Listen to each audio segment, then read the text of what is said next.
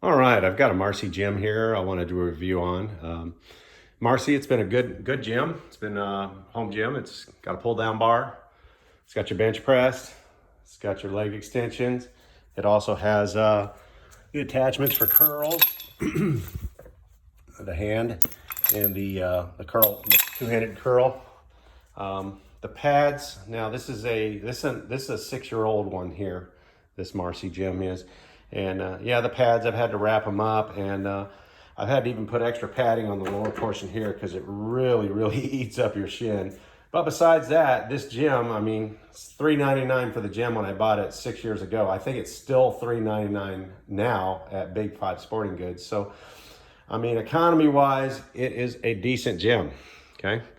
For people that are kind of tall, it's not very high off the ground. So you'll notice that when you're lifting. And if you have really long legs, like my son has, he's 6'2". He has really long legs.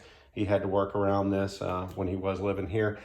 And he enjoyed it. He used it, but he finally ended up in the gym to go get the really heavy weights. Now this is up to 150 pounds in weights here. I don't know what each one weighs individually. I'm sure we could do the math, but you know, you have at least 8 plates there, you know, and then one small one here, so you can divide it up, figure it out in your mind. It's 150 pounds, you know, divided by 8.5, and that'll give you an idea of what the weights weigh.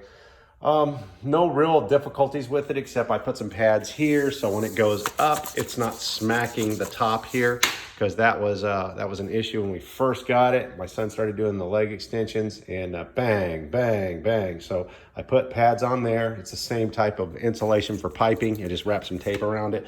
Same thing here. These are the originals.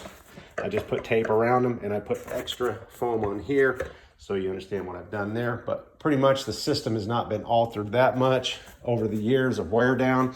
I have put some washers here because these are plastic grommets they put in here, and they just start to split. As you can see here, it starts to split. And if you don't put these in quick enough, they'll just finally break, and then you're gonna have to find a source to get these replacement parts. The only time I've ever been injured on this equipment here is this. You got to make sure it's tight when you put it together. Use a wrench. I did tighten it, but I guess when my son was banging it around, it came loose and was slowly unscrewing itself. And just recently, when I was doing pull downs, right here, this part of the bar here smacked me in the back of the head, and whoa, let me tell you, it was a good ringer. And so you have to watch out for it. You have to check your weights out. It's just like checking any other piece of equipment. Check things out. Make sure it's all good and tight. Anything that looks loose, or especially this part right here, you know, you have to adjust it. I'm down to the second set of links. When you first get it, you'll be the third set of link, and then you'll go to the second set of links, but the cable's been pretty tight. You don't want to have it too tight, just enough to where it's taut, so when you start pulling the weights, it's there for you. Besides that, this little home gym for $3.99 has been just doggone good. Adding a little bit of my own touches to it there with the pads, and the washers.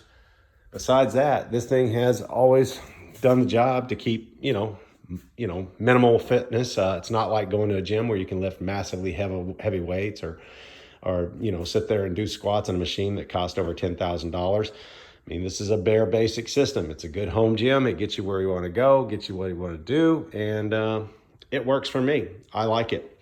So good luck. God bless. And once again, works for me.